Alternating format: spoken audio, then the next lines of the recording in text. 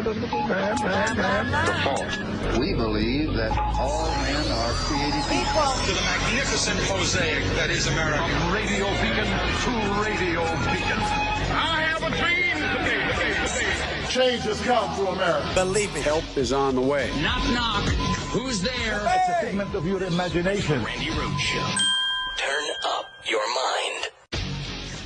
Dianne Feinstein, a leading woman senator for generations, whose political career in California was launched by tragedy. November 1978. San Francisco Mayor George Moscone and Board of Supervisors member Harvey Milk were assassinated in City Hall. Then Board of Supervisors President Dianne Feinstein tried desperately to save Milk's life. Both Mayor Moscone and Supervisor Harvey Milk have been shot and killed. The event cementing her passion for gun reform.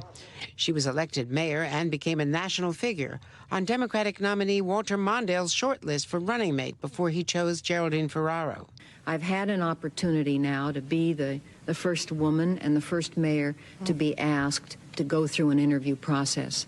And I view that as a major opening of a door and something that's very important to do. It was the Clarence Thomas hearings before an all-male Senate Judiciary Committee in 1991 that got Feinstein to the Senate, as she recalled in 2018. And what did I see but an all-male Senate Judiciary Committee grilling Anita Hill? And it was not nice, and it was not what one would like to see. And that was my incentive to run in 1992. After her decisive Senate win, then-Senator Joe Biden made her the first woman on the Judiciary Committee. In Congress, she quickly made an impact, leading the charge for an assault weapons ban in 1994. As Senate Intelligence Chair, she took on the CIA's waterboarding of prisoners, holding hearings into the Bush administration's harsh interrogation techniques. But in later years, colleagues faulted her performance during Supreme Court confirmations, praising Republican Lindsey Graham for getting Trump nominee Amy Coney Barrett confirmed just weeks before the 2020 election. This has been one of the best set of hearings that I've participated in. But through political and personal trials, Dianne Feinstein's legacy as a trailblazer endures. I mean, what a week this has been. This has been crazy. This has been just, a nutty, fast-moving, unbelievably depressing week, except for the fact that the Trump organization was given the death penalty and it's going into receivership.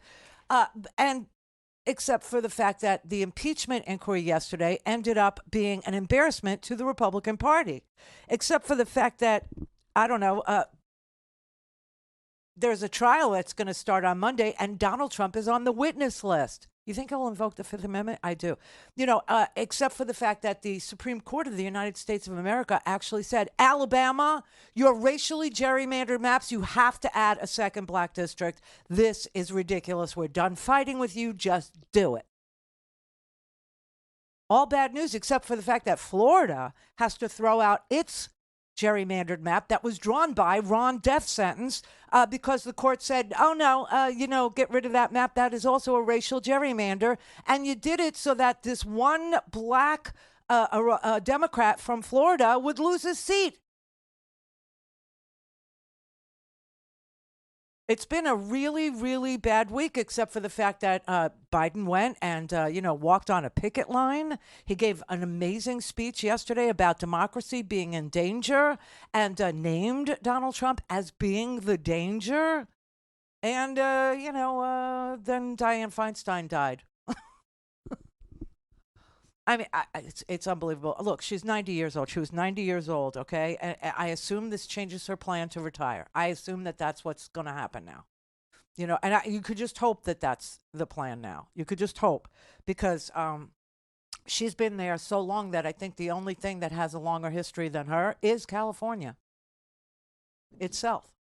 I mean, Okay, so it didn't have a great ending. Here's my advice for you on Dianne Feinstein. Don't remember the last troubled ending moments of her reign, of her Senate prowess. Okay, don't remember it's like Dexter. Okay, Dexter was great, wasn't it? It was good, lost, good, really good, right? And the ending sucks. Seinfeld too, bad ending.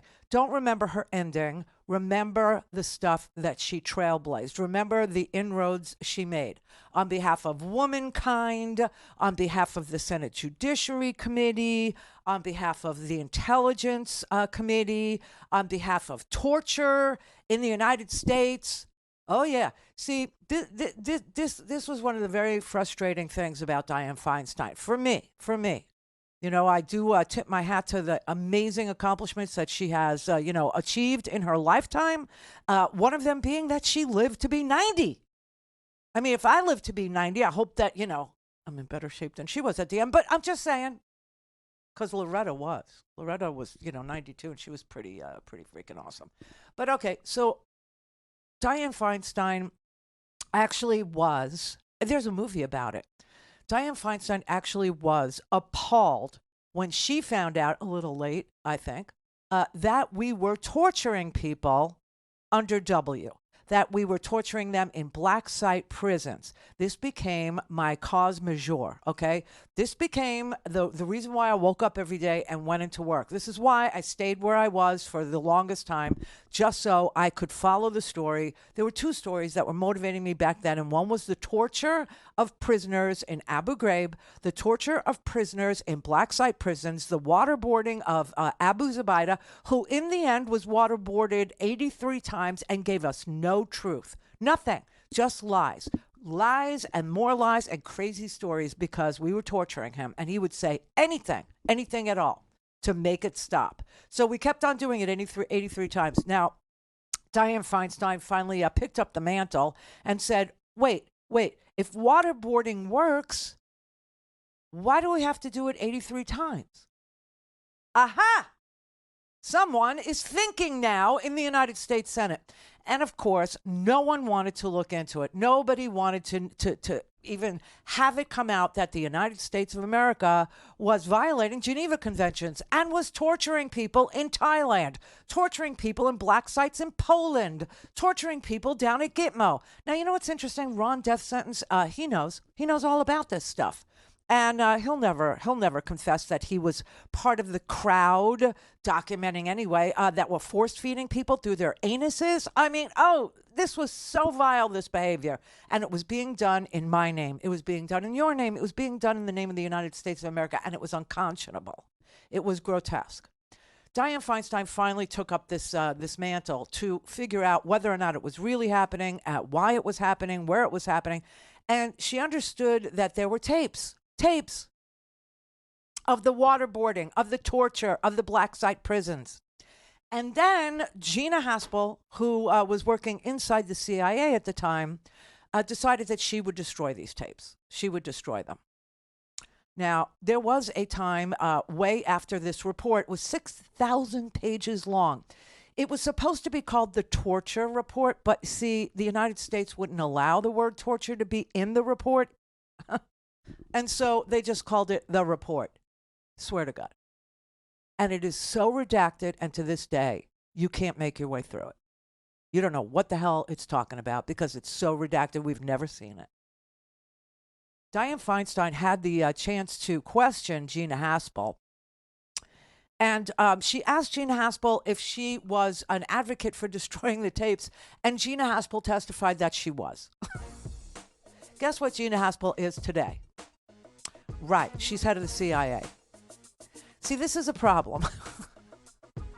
This is a real problem. But this is what Donald Trump did, okay? He picked Gina Haspel, and he probably picked her because she was willing to destroy tapes. Mm-hmm. And now Gina Haspel is, the head of the CIA. So there you have it in a nutshell. So there were a lot of really ambitious things that Dianne Feinstein, attempted to do. A lot of ambitious things. In fact, we would never have had an assault weapons ban for 10 years if it weren't for her, which she was able to accomplish. I think she was a senator for a year and a half. And she was told by Joe Biden, I believe, she could never get it done. The NRA would come down so hard on her. And she goes, no, I'll get it done. And she did, but it had a sunset.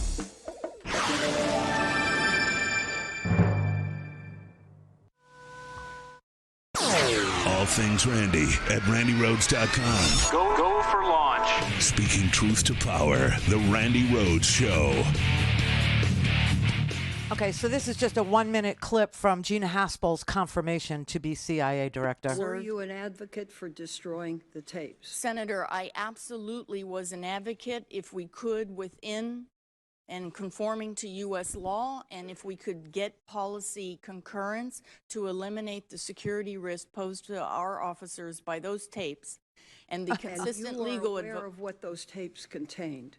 No, I never watched the tapes, but I No, understood that our officers' faces were on them and that was very dangerous at a time when there were unauthorized disclosures that were exposing the program. But it also exposed how the program was conducted, because they were tapes of the actual interrogation of 92 detainees, as I understand it.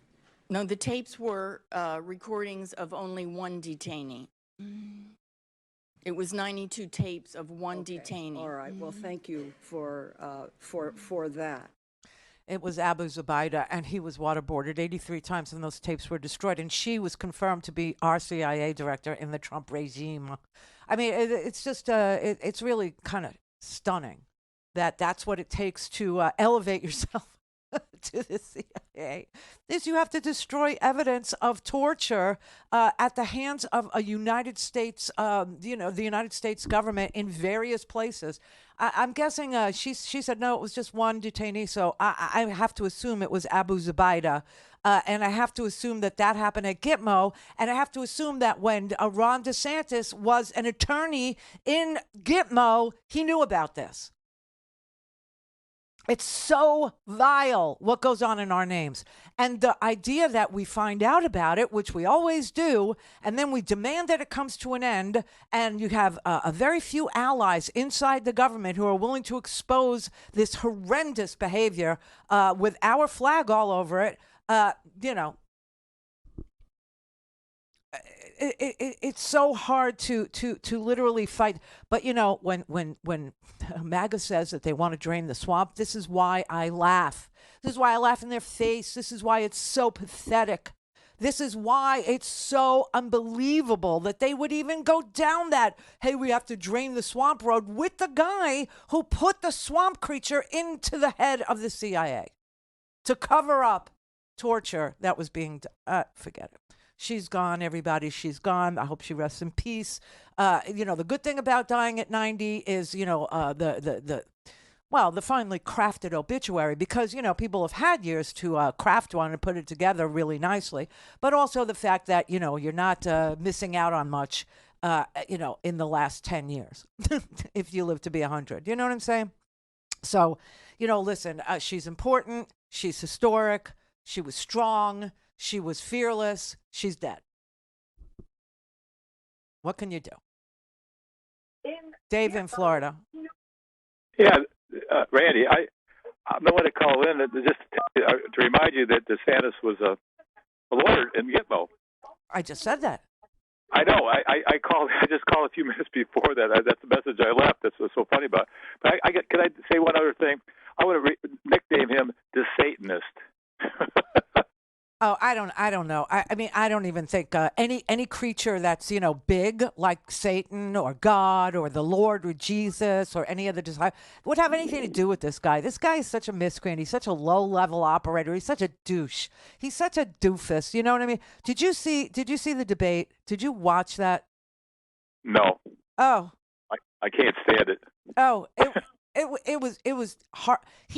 You ever talk to somebody that has the white crusty stuff in the corner of the mouth, and then they've got the cocaine jaw? I don't know how old you are, but the slide going on there, that's him. That's his malady. I mean, he tries to smile and grimace at the same time, and oh God, I can't look at his face. I can't. Well, Randy, guess what? I'm Ukrainian descent as you are. I'm an ex-fighter pilot, and you know where I want to go. Oh, whoa. You are like the trifecta of things I love.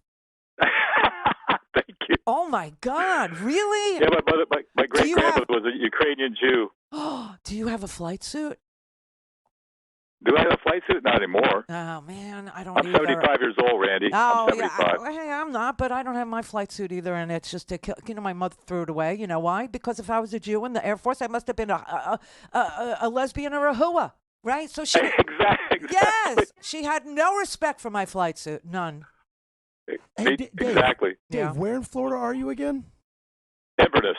Where's that? Inverness? Just north of Tampa, south of Ocala, right by right off 575. Okay. Oh, Your my voice God. sounds familiar. Have we met? No, heck no. Okay, your voice No. sounds really, really familiar. I'm going to let it go. Oh, my God. Alrighty.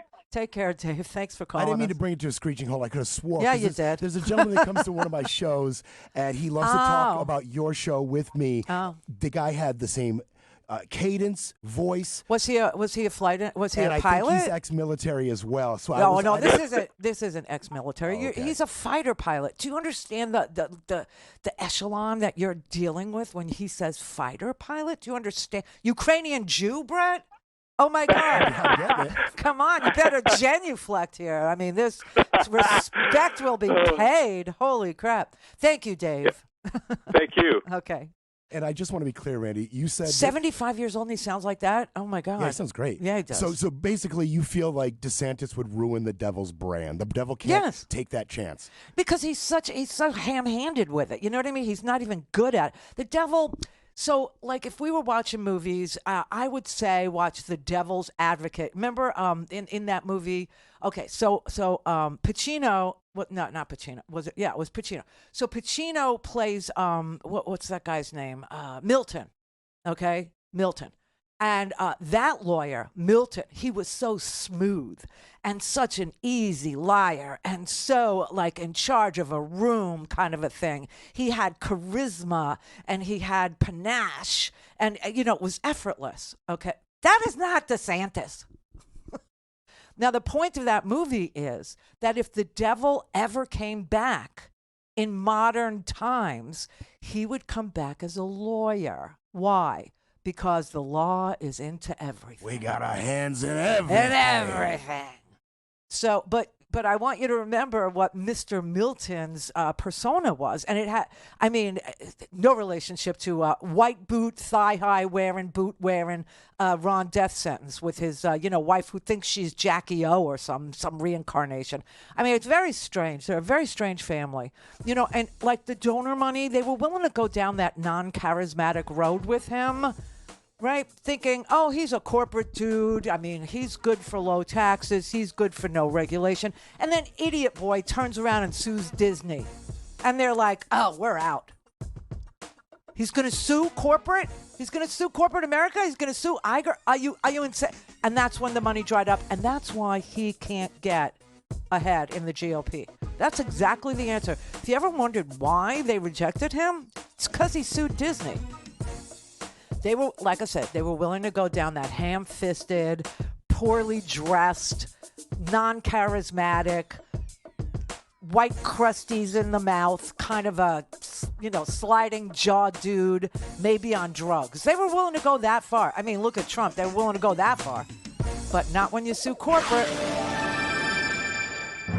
Connect. To speak to Randy, call 561-270-3844. 561-270-3844. For 30 years, I have withdrawn thousands of dollars in cash from my personal savings account, which I have kept for emergencies and because of the history of my family facing confiscation in Cuba.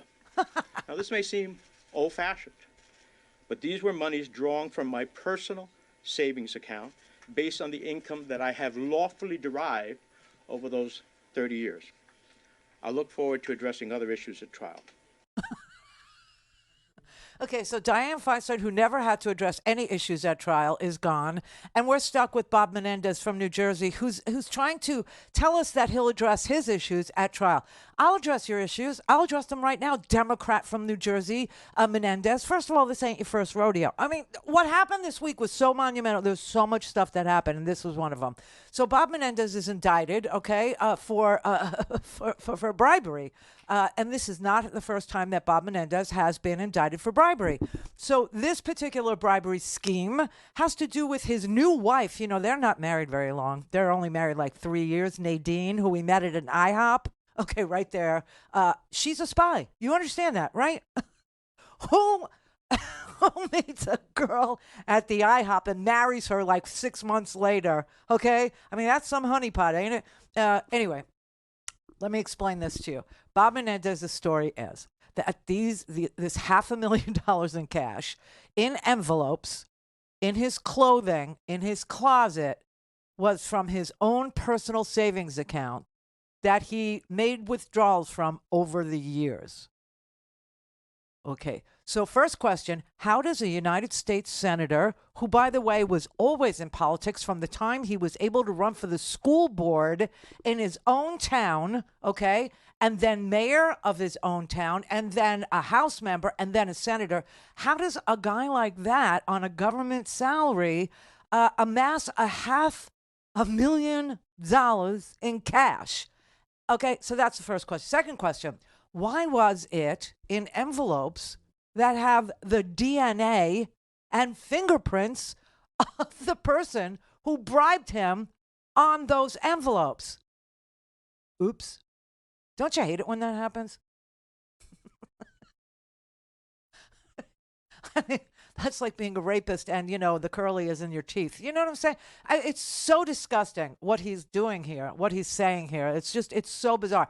And then he's trying to tell you that this is his habit because he was born in Cuba where they confiscated people's wealth. Okay, let's see. Bob Menendez was born in 1954. Okay, so that makes him 69 years old. That also, he was born in the United States. Okay, so in 1954, Bob Menendez already lived in the United States. Castro did not take over until 1959. We know this because we watched The Godfather so many times. And that was New Year's Eve of 1959 to 1960. Okay? And so Bob Menendez, his parents came from Cuba before Castro was ever in control of Cuba. They came here, landed here in 1953. Bob was born a year later in 1954. Castro did not become, the dictator of Cuba until the revolution in 1959. Bob Menendez has always been a government employee. He doesn't have the ability to have $500,000 in cash, and it certainly would not be stuffed into envelopes with the DNA and fingerprints of the guy who is said to have bribed him upon it. Holy crap. The idea that people who are, I don't know, in positions of power, let's just say, whether they're CEOs or they're your HR person who's high on drunk on a little bit of power, or some middle vice president, okay, who sits in the office all day long and plays solitaire with the door closed, praying to God you never figure out that man does not know what he's doing. I don't care what level you're at. When somebody has a little kingdom, a little fiefdom, a little empire, a little power, and they use it poorly, they wield it badly, and they hurt people and lie to people's faces because they feel entitled to, it never goes well. Which is why my advice has always been do the right thing when no one's looking, because you will get caught, you understand, in the end. I mean, how disgusting. I've kept stacks of cash around for all this time, and then we find out, oh no. When they read out the indictment, Damian Williams from the U.S. Attorney in New York says, we got these envelopes, and they had the DNA, they had the fingerprints of, the guy that is being, this guy, his last name's Hannah.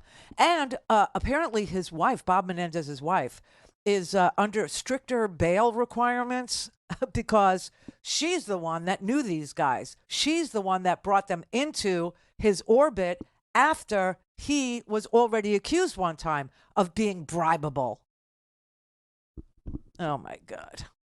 This is okay. So that was one thing that happened this week. That was good. Okay. Then right after that, we had the Trump organization that received the corporate death penalty. And now we're finding out that the Trump organization is going to go into receivership, and the trial, which was to begin on Monday, will begin on Monday, even though Donald Trump asked an appeals court to delay it, because that's all he knows how to do. And you know what? The whole system is very hip to him right now. And this is a good thing. This is a very good thing. And they said, what is the issue? Why should we delay the trial? And he said, because Judge Engoron hasn't, adjudicated this issue and that issue.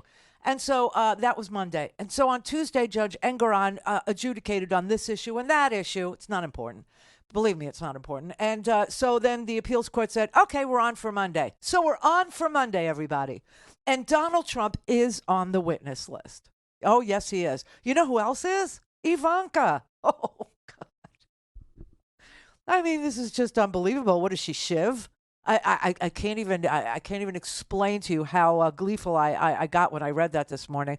And then, the other two stories that I kept on putting in my pile and forgetting to share with you are two really good stories. Alabama and Florida, they both racially gerrymandered their maps, and both states were told no more of this crap. And we were wondering whether or not Kavanaugh, who's kind of on the fence about how long should we consider race. See, this is his thing when it comes to the Voting Rights Act. How long should we consider race? Obviously, we've already ruled that racism doesn't exist in the United States. So how are we saying these maps are racially gerrymandered if there is no racism in the United States, right? And so we were all wondering if the money that purchased his seat for him, and by the way, Dianne Feinstein was very responsible for, questioning him in this, manner that tarnished him. Didn't destroy his ability to be a Supreme Court justice. Didn't do it for Clarence either. But they should not be on the court. Anyway, I digress. Kavanaugh sided with there might still be some racism in the United States because those Alabama maps really should have had a second black district just by the population of African Americans in that state and where they chose to live. That district there, that should have been, that's more than 50%. And they don't have a district? No, that's wrong. Same thing with Florida. Florida actually racially gerrymandered one black congressman that we had out of his seat. So Kavanaugh's going to need some more money, I guess. This is the Randi Rhodes Show. It to is. Speak with Randi, dial 561-270-3844. That's 561-270-3844. As part of this investigation, special agents with the FBI executed search warrants on the residence and safe deposit box of Senator Menendez and Nadine Menendez in New Jersey. When they got there, they discovered approximately $500,000 of cash stuffed into envelopes and closets. Some of the cash was stuffed in the senator's jacket pockets. And some of the envelopes of cash contained Davy's fingerprints or Davy's DNA. Oh. That's not all. Agents also discovered a lot of gold. Gold that was provided by Davies and Hannah. And the FBI, of course, found the Mercedes-Benz that Uribe had provided them. Now, the items that the FBI uncovered are discussed in the indictment. Oh, and by the way, just because it's so delicious, the gold bars had the fingerprints of Mr. Davies on them as well. So, I mean, he's standing there lying, concocting this crazy story about Castro's Cuba, which he never lived in, okay? And that's why he's stashing cash in his, in envelopes that have the DNA and fingerprints of the guys who, bribed him. Oh, my God. Lying to your face like that, I don't know what's, this is why I think Trump is so disgusting. This is why I think people that listen to Trump are so beyond, they're beyond help at this point because they know he's lying. They just don't care. They just don't care. They just don't. They think he's the guy to drain the swamp. He is the swamp, okay? He is. And Bob Menendez, he's a Democrat, but he's part of that swamp. I tell you, Randy, money stuffed in envelopes, duffel bags, and gold bars. I don't care who you are. That does not sound good. I don't care if you're the Pope. We find that stuff on you.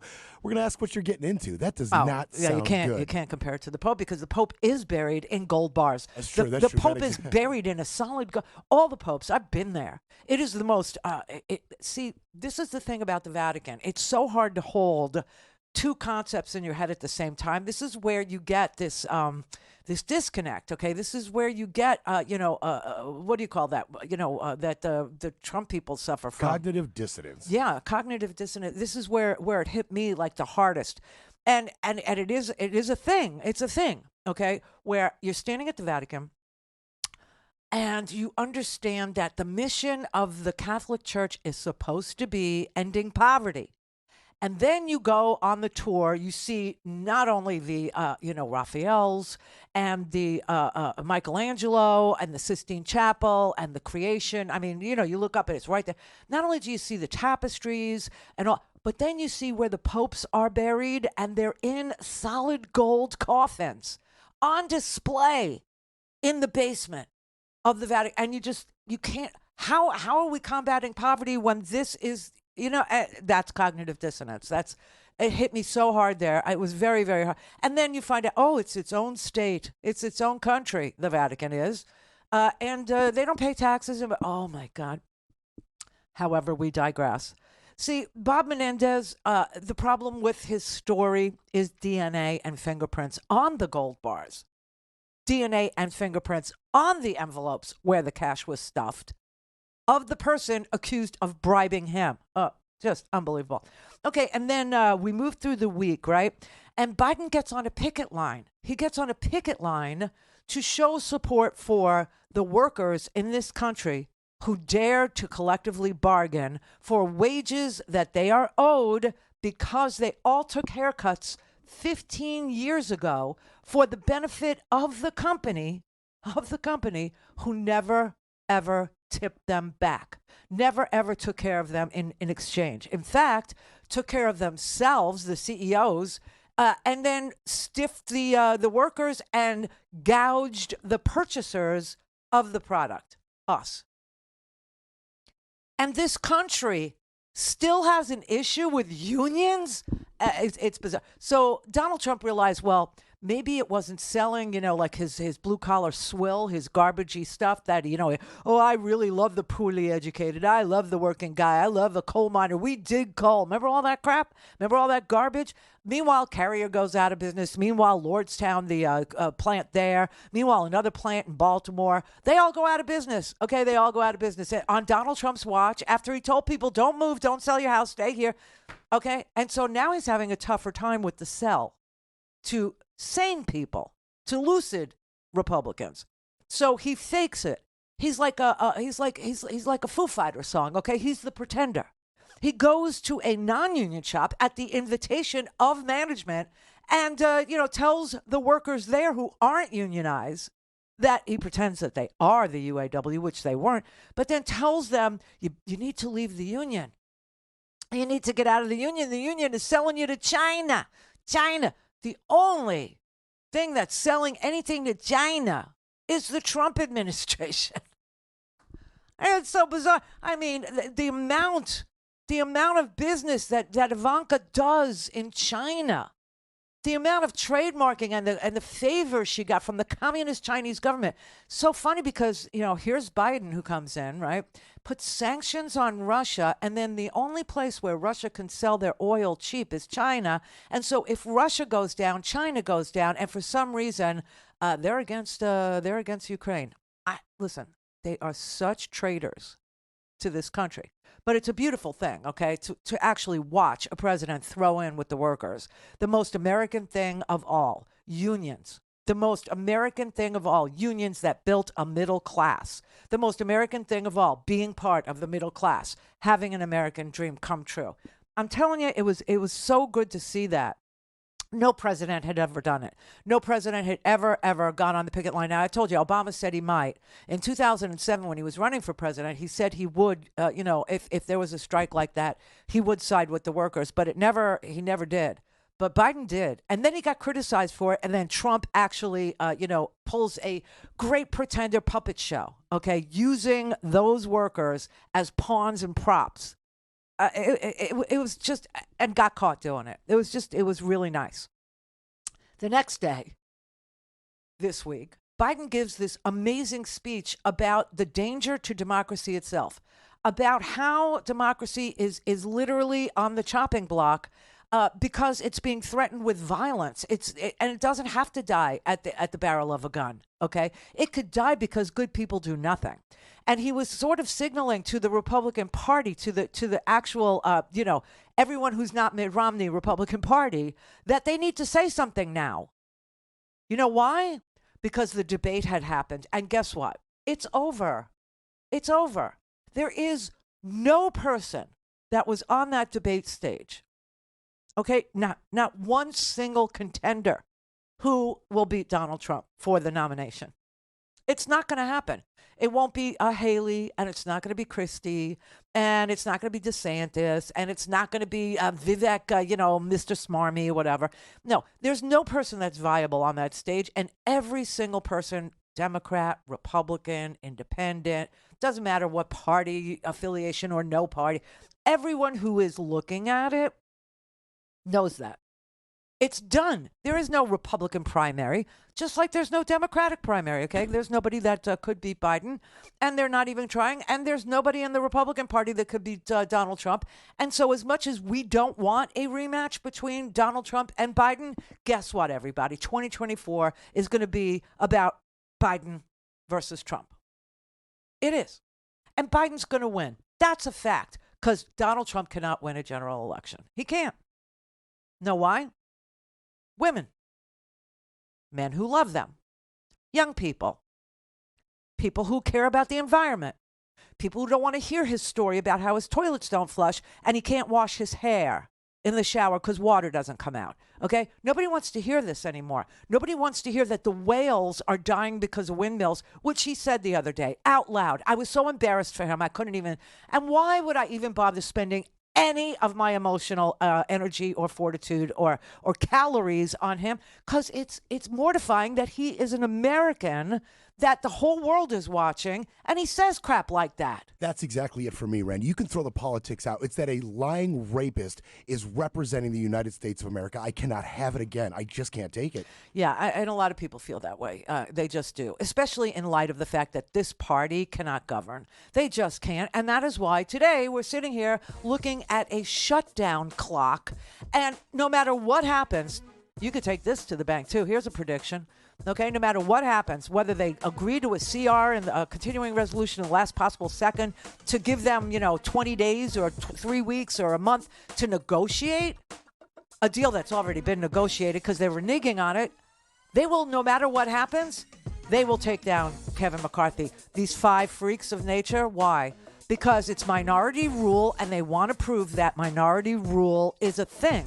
They want to prove that they can wield their power even when it's only 6 of them or 10 of them in a Congress with 435 members and then another 100 senators. They want to prove that. They want to send a message to white supremacist a-holes that minority rule could actually happen. That's what this is about.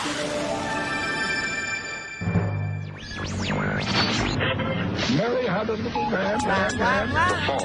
We believe that all men are created equal. To the magnificent mosaic that is America. From radio beacon to radio beacon. I have a dream today. Change has come to America. Believe me. Help is on the way. Knock, knock. Who's there? It's a figment of your imagination. Randi Rhodes Show. Turn up your mind. James Comer, the Oversight Committee chairman, had said that there would be presented a mountain of evidence against Mr. Biden. It was referring to President Biden. But none of the expert witnesses today presented yet any proof for impeachment. Now, to be clear, this was not about impeachment. This is about launching an impeachment inquiry. Based on what? But it is worth pointing out that none of the witnesses today were fact witnesses. That means that none were involved in the investigation into the alleged activities in the first place. What's more, none of the witnesses testified today of direct knowledge of what Republicans have been claiming about Joe Biden. In other words, that the way this was built up, where there's smoke, there would be fire. Again, I'm not a lawyer, and I'm going to be talking to some darn smart ones in a moment. But where there's smoke today, we just got a lot more smoke. Whoops. So James Comer, who promised his MAGA audience, he promised MAGAs he was going to show that Hunter Biden and Joe Biden were connected at the hip in their devious, bribery schemes with Ukrainian oil companies, Burisma, and the communist Chinese, the Chi-Coms, everybody, the Chi-Coms. And meanwhile, the only evidence that we have of any bribes between China and a sitting president is between Ivanka getting copyright, permissions from President Xi on a trip where she was senior advisor to the president of the United States and his daughter while Donald Trump was president. That's the only, bribery scheme we have. That's the only, quid pro quo, as they say, that I've ever seen between China and any president's, sons or daughters. Fascinating. So even Fox had to report there's no there. But I have to play this for you because I know so many people just said, I'm not watching that crap. I'm not watching that. There's no there. This is all to drive up the score so that, Biden can be impeached and Trump can say, I'm not the only president who's been impeached. You understand what's going on here, right? Because there's no evidence, nor does Joe Biden strike me after 37 years of being a senator as somebody who operates like Donald Trump does or like Bob Menendez does. There's nothing. There's no there. There's no evidence at all. And all that there's evidence of is Joe Biden never, ever giving up on his son, even when his son was a raging dumpster fire of a disaster of a person. He still loved his son. He still talked to his son. He still took his son's call. He still said, love you, son. I mean, that's amazing. And without that, I doubt that Hunter Biden would ever have come out the other side of addiction. But this was the best. This is a young Texas House member who sits on the Judiciary Committee. Her name's Jasmine Crockett. She's awesome. And she just laid it all out yesterday in front of the world and God and, James Comer. Let me tell you something that was so disturbing as I walked in to this chamber today. As I prepared, I said, what is the crime? Because when you're talking about impeachment, you're talking about high crimes or misdemeanors. And I can't seem to find the crime. And honestly, no one has testified of what crime they believe the president of the United States has committed. But when we start talking about things that look like evidence, they want to act like they blind. They don't know what this is. These are our national secrets. Looks like in the shitter to me. This looks like more evidence of our national secrets, say on a stage at Mar-a-Lago. When we're talking about somebody that's committed high crimes, it's at least indictments.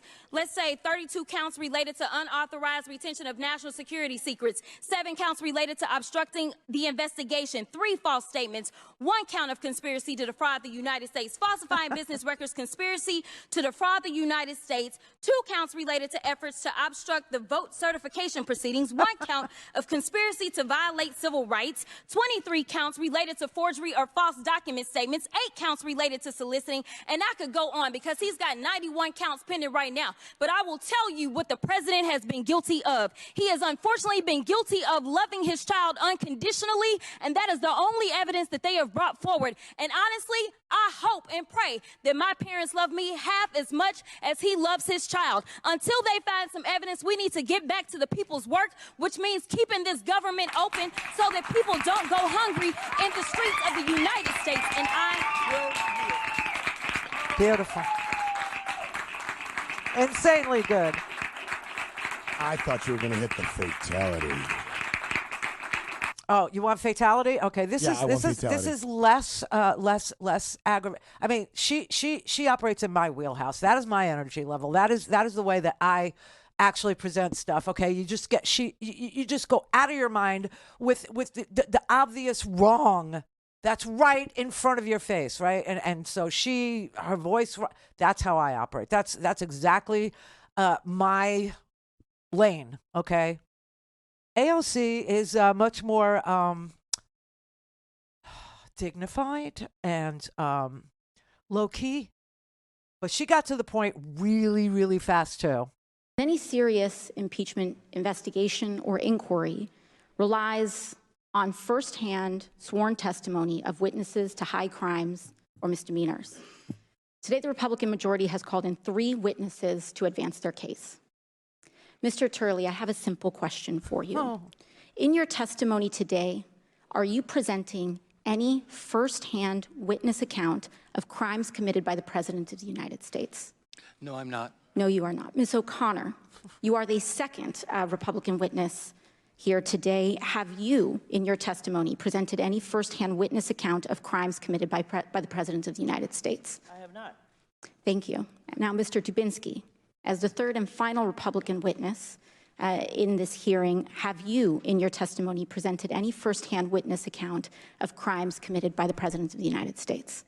I have not. And Professor Gerhardt, given that you are the minority witness, I assume the same, correct? I'm not a fact witness, correct. Thank you. Are there Fatality. any material fact witnesses here today? No, ma'am. None. And so we are wasting our time. Fatality. Yeah, she slayed it. I mean, she just asked the witnesses point blank. Because, you know, Congressman Comer, who is the chairman of the Oversight Committee there, he actually promised MAGA. He told them he's got evidence that's going to blow your mind. He's going to connect all the dots. You're going to see that Biden is dirty. You're going to see that Biden was bribed. You're going to see that Hunter Biden was selling, access to his father.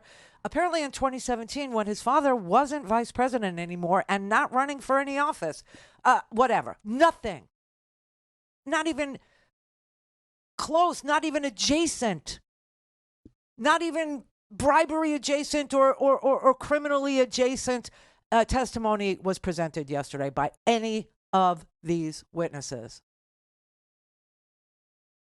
The whole thing is done to the point where I have to tell you, Steve Bannon was very pissed.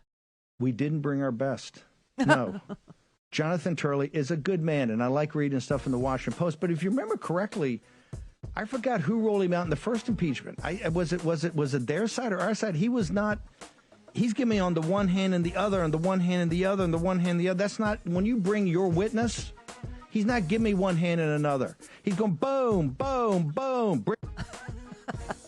It goes on and on. He was peeved. He was pissed.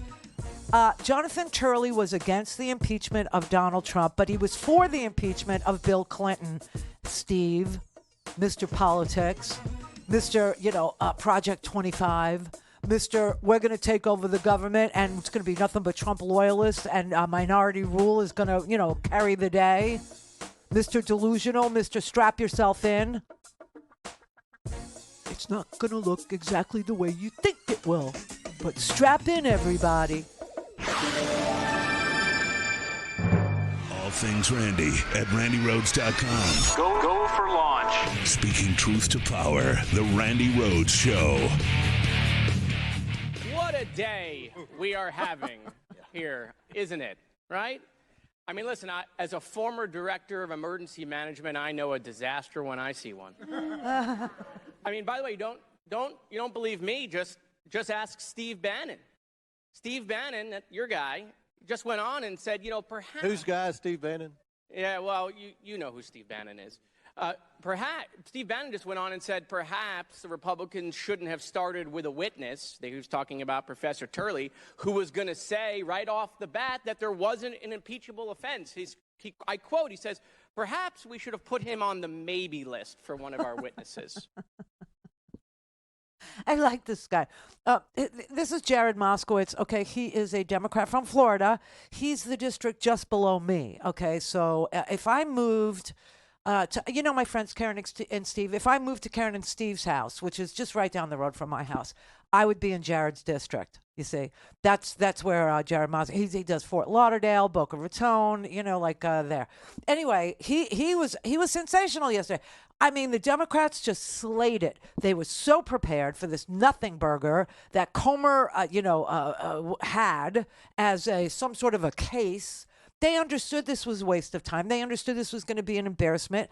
And they also understood that instead of doing the business of keeping the government open, the Republicans, the maggots, were much more interested in alleging that Joe Biden is somehow a dirty, dirty politician, the likes of Donald Trump. I mean, and so the business did not get done, and now we're staring down a shutdown. But the Democrats were so prepared for this that they literally had, if you didn't notice, on Jared Moskowitz's station there at his desk on the dais, they all had shutdown clocks running, all of them, to remind America of two things. One, they're liars, and that Joe Biden didn't do anything, that Hunter Biden is his son, and unfortunately Hunter Biden went through some things, and they were not good things, and that even in light of those things, Joe Biden never, ever cut his son out of his life or did anything to help his son do business or dissuade his son from doing business. Now, I have to tell you, this whole story was based on Rudy Giuliani's bullcrap lies. And, the lies that Rudy Giuliani has told have been debunked so many times, but this was one of the best ones. This was one of the greatest moments I've ever seen, okay? First of all, I'm going to play Jessica Tarlov of Fox News telling you that the corruption narrative has been destroyed, and here's what you should be watching, right? You don't drop a wire transfer off at a house like a gold bar, like Bob Menendez would get. It is a wire transfer. It wasn't a ton of cash that showed up. Also, the Viktor Shokin story. Everybody watch former Ukrainian President Petro Poroshenko on Sunday talking to Brian Kilmeade about this, where he completely destroyed the narrative that Viktor Shokin was helping the Bidens in any way. Okay, let's do that. Okay, here it is. This is the clip she wanted all of us to see. I had a chance to talk to Viktor Shokin, a man who says he was friends of yours, who you asked to come back and help out during the transition after the previous regime. Here's what he said on why he was fired by you. Listen. Poroshenko fired me at the insistence of the then Vice President Biden because I was investigating Burisma. There were no complaints whatsoever, no problems with how I was performing at my job, but because pressure was repeatedly put on President Poroshenko, that is what ended up in him firing me. Is that why he got fired, because of the $1 billion and the former vice president, now president? First of all, this is the completely crazy person. And this is something wrong with him. Second, there is no one single word of truth. And third, I hate the idea to make any comments and to make any intervention in the American election. We have very much enjoyed the bipartisan support, and please do not use such person like Shokin to undermine the trust between bipartisan support in Ukraine. Right. What do you mean? He's not your friend? I don't see him maybe 4 years or something at all, and hate the idea to have him because he play very dirty game. That's the former president of Ukraine, the guy just before Zelensky, Viktor Poroshenko, who did fire Viktor Shokin, and he fired him not because he was investigating Burisma. He fired him because he was not investigating Burisma.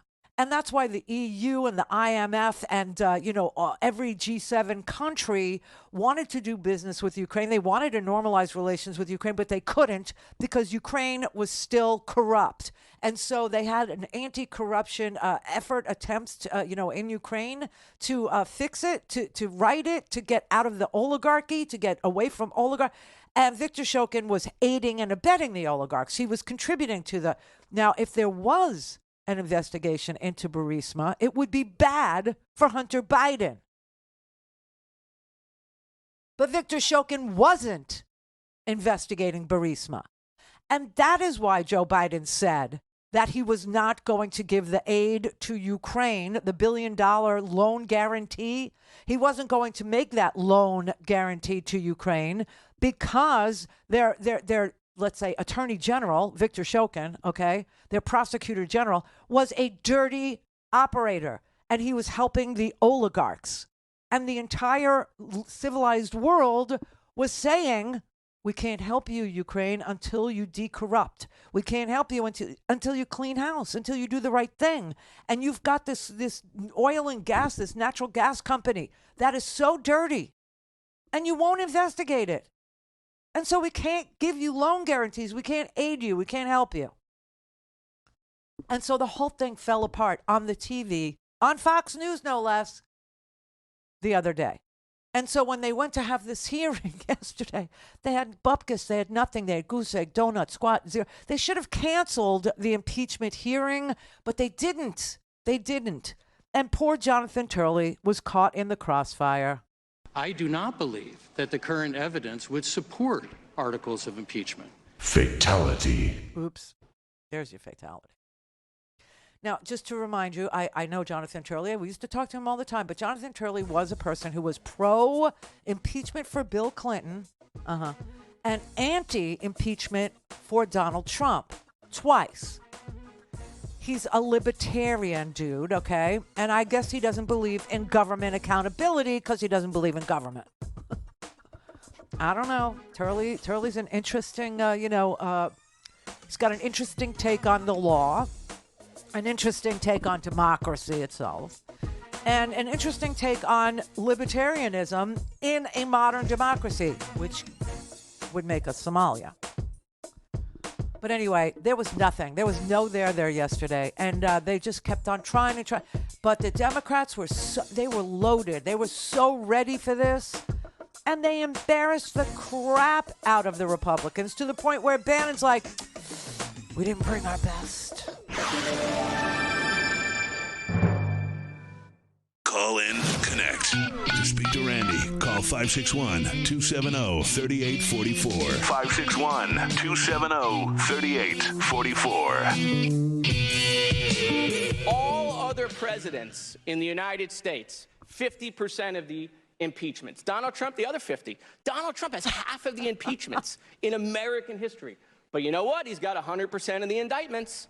100% of all indictments. 0 for the other presidents. Listen, let me do it another way. I want to channel my inner Tim Russert. So let me go to the board, right? And I don't have Florida. But Donald Trump, impeachments. Oh, how many impeachments? We got 2 there. How many indictments? We got 4. How many for Biden? 0. Donald Trump is right. He's sick of winning. He's just winning, running away with it. And that's why we're here. We're here because of meth. That's what this is about. They can't save Donald Trump. They can't take away the 2 impeachments and the 4 indictments, but they can try to put some numbers on the board for Joe Biden. But the problem is when you sling mud, you got to have mud. And they just don't have anything, Mr. Chairman. So look, we get it. We know why we're here. That's why they say the Biden family, the Bidens, James Biden, Joe Biden's dog, Commander, but not Joe Biden.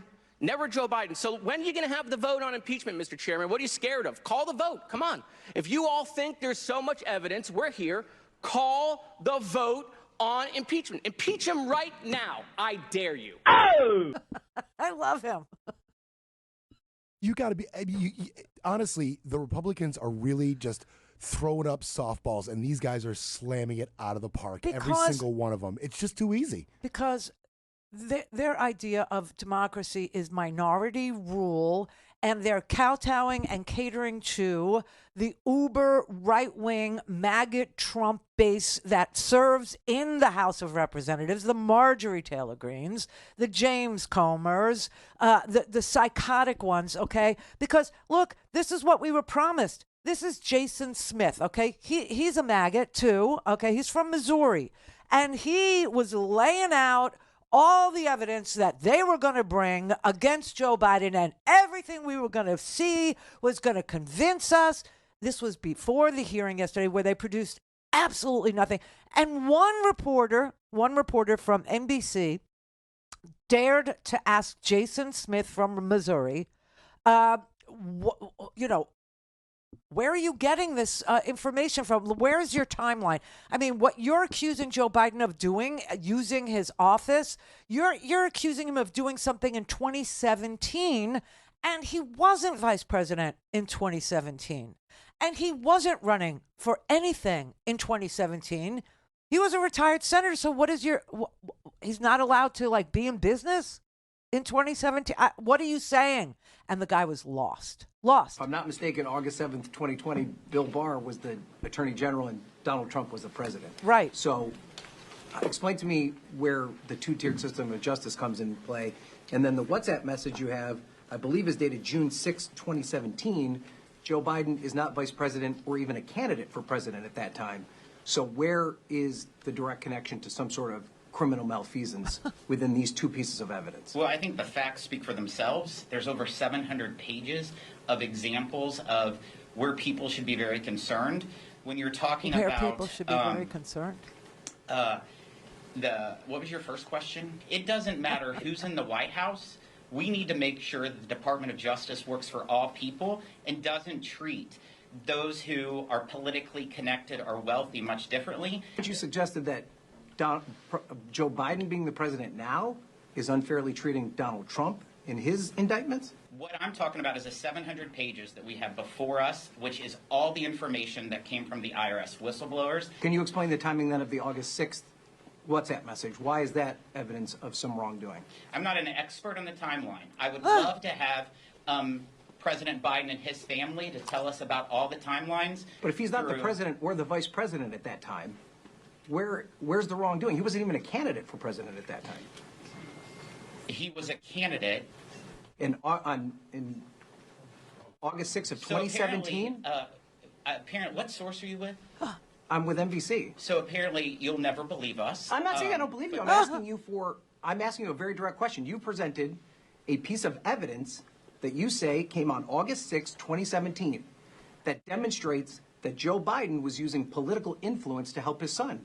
If he wasn't a political figure at that time, the first WhatsApp message you put up, how does that demonstrate that there's some sort of political influence being put over him if at that time he is not he's not an elected official?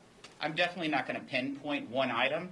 I think we've outlined... You presented it. It was your first thing that you brought up. So apparently you don't agree with it. So it's not that I don't agree with it. I'm asking you to explain it. I'll take the next question.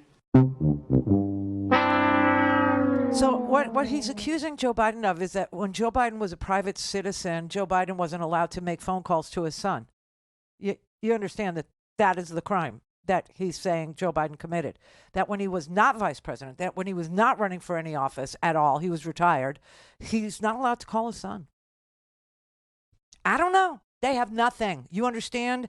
And it is about what Jared Moskowitz is saying it's about. It's about running up numbers so that they can say, when they represent Trump, Joe Biden too.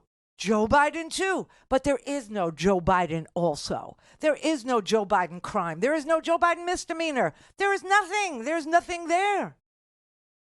It's sad. It's just so sad, okay? And this is why Joe Biden was giving a speech yesterday about preserving democracy itself. You know, the second that maggots get caught lying or get caught accusing somebody of doing malfeasance, even though there's no evidence that anything at all untoward, let alone illegal, happened, they attack your personal character. Oh, well, so you're from NBC, so you're never going to believe us. It's like, I have a completely open mind here. It's not that I don't believe you. I just don't understand what the crime is. I'm asking you to explain what the crime is in 2017. Well, I can't comment on one point. But you just brought it up. You did.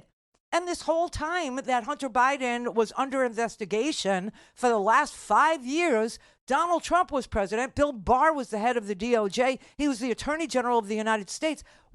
Chris Wray's the head of the FBI, and Donald Trump picked him. How in the world does that evolve poorly for Joe Biden? How does that make Joe Biden a bad guy? Oh, listen. Well, I don't have control over the timeline. I don't have, command, I should say, over the timeline. But you're bringing a prosecution. You're saying you want to impeach the president of the United States based on some crime and misdemeanor. But you don't know what the crime or misdemeanor might be because you don't know the timeline that you're going to present in an impeachment inquiry tomorrow? That's right. Okay, well, good luck with that. Nice knowing you. And you know what's crazy? This guy, Jason Smith from Missouri, the Republican, he'll get reelected, even though he's so dumb. He's dumb as a rock. The man is ineffective at the simplest tasks. You think he's going to be some sort of a great leader for your district? This is like Marge. Marge wasn't even on a Marge did nothing for her district in Georgia. I mean, like literally nothing. They do. And why do they all sound like George Santos? Did you notice that? Doesn't he sound just like George Santos? They all have that little,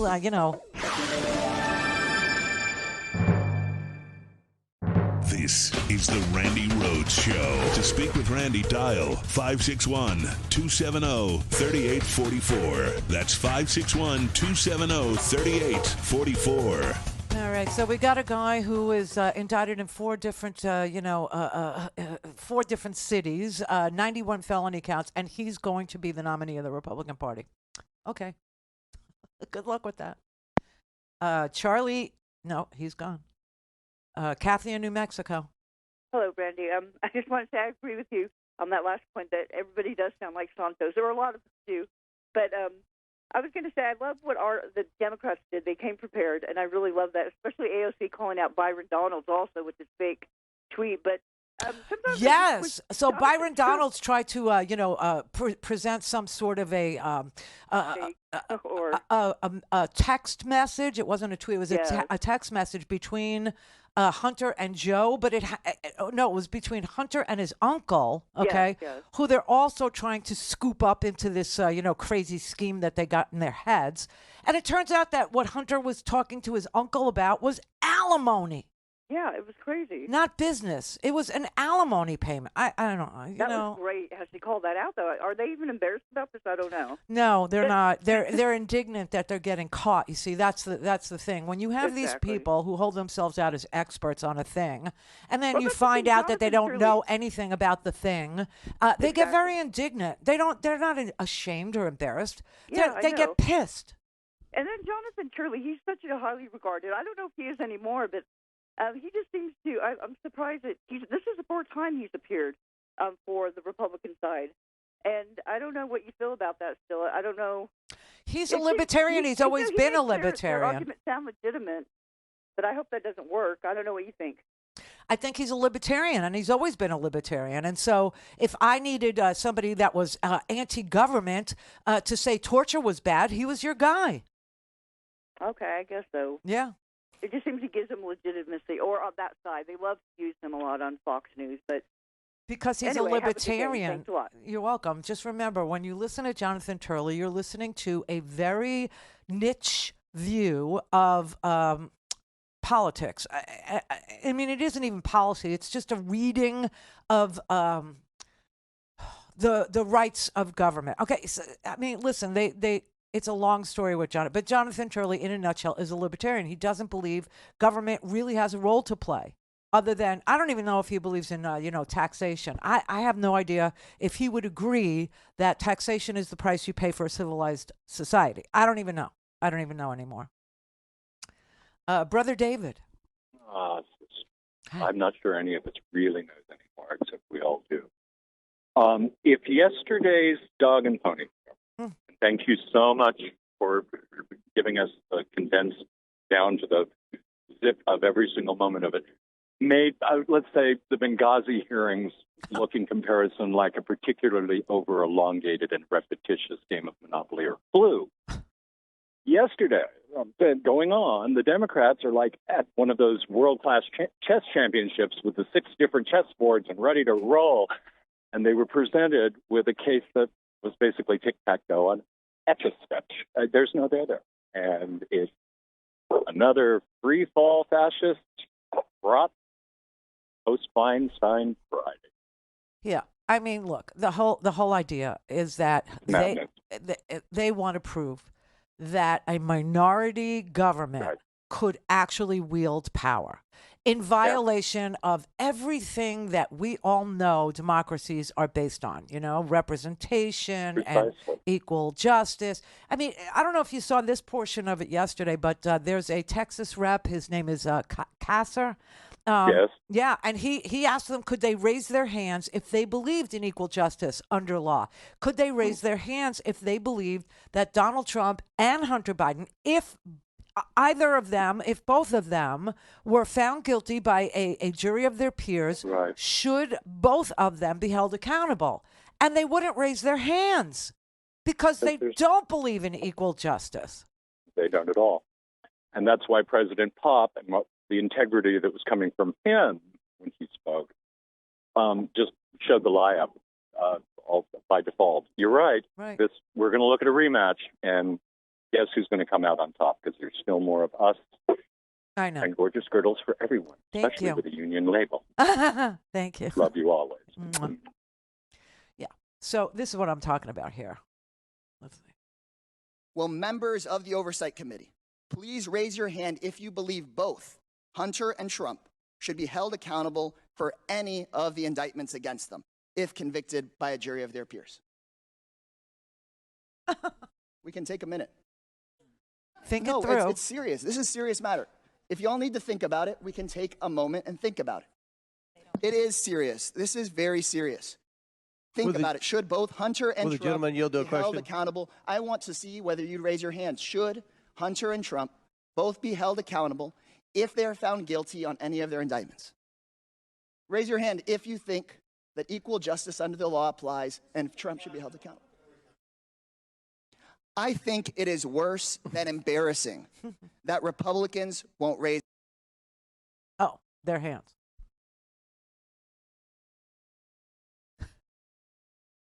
It is. It's see it, know it, believe it. They don't believe in the Constitution. They don't believe in equal justice under the law. They think whatever Donald Trump does, whether it's illegal, whether it's criminal, whether it's a felony, whether it's a misdemeanor, whether it's a murder, whether it's a violent crime, a nonviolent crime, whether it's a civil offense and fraud, they don't care. They think Donald Trump should never be held accountable for anything he does, whether or not it's legal or not. They don't. And they showed you that. Believe them. We would survive a second term of Joe Biden. We would probably do really well because he's super effective. And I know people don't want to say that. They don't want to believe that. They want to say he's, 3 years older than Trump. No, they don't even want to say that. They just want to say Biden is old, Trump is not, which is crazy. That's like saying, that Trump is not guilty, but Biden is. I mean, it's just, this is a masterclass in gaslighting again. Okay, so even if they were just slightly correct that Joe Biden is old and Trump is not, I don't know, we would survive a second term of Joe Biden. We probably do really well, but we would survive a second term of Joe Biden, but we will not survive a second term of Donald Trump. Donald Trump has shown you exactly what he's about and what he would do with the second term. In fact, today in the homework, if you go to randyrhodes.com or sign up for free at Substack, either place, randyrhodes.com, sign for free, get the homework, or go to randyrhodes.substack.com and become a free subscriber. We'll send you the homework every single day. Anyway, it's free.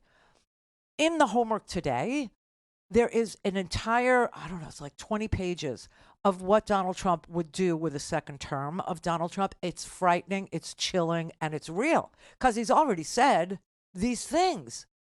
And he's already behaved in this way.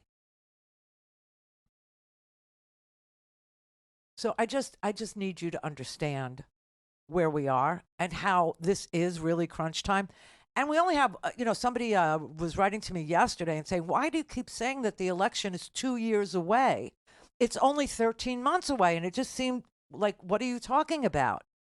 And they said, well, the election is a year from this November and it's like October on Monday. So that's 13. I was like, oh my God, time really freaking flies. But it's coming. It's coming. And there is no question in my mind that there is no GOP primary. Okay, it isn't on. It's not happening. It doesn't matter what debate, how many debates or where the debates or who's the moderator of the debate. It doesn't matter. Donald Trump is going to be the GOP nominee. because that is how lawless they want it to be. And Joe Biden will be our nominee because that is how effective we need it to be. And so as unexciting as a rematch seems to be, that's where we are. It's where we are. It's what we're going to be looking at. And I just need you to understand that these Republicans have absolutely no regard for you or for the representative democracy system or for majority rules or even supermajority rules. They are doing the minority rule thing. That is how you get 85, 90% of people wanting background checks and not getting them. That is how you get 85% of the population wanting free choice, and you don't have it. You have 6-week abortion bans. That is how you get 99% of the United States against book banning, and they're still banning books. Okay? It's minority rule. It's not anything that you ever agreed to.